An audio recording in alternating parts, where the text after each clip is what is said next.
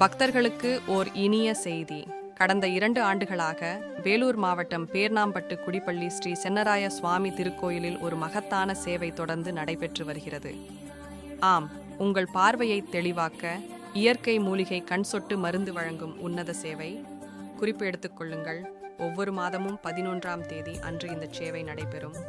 அந்த வகையில் வரும் பிப்ரவரி 11, 2026 புதன்கிழமை காலை 10 மணி முதல் மதியம் 12 மணி வரை இந்த மருத்துவ முகாம் நடைபெற உள்ளது.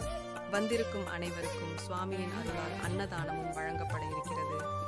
நாள் 11 பிப்ரவரி 2026 புதன்கிழமை. நேரம் காலை 10 மணி முதல் 12 மணி வரை. இடம் ஸ்ரீ சென்னராய சுவாமி கோயில், குடிப்பள்ளி, பேர்ணாம்பட்டு.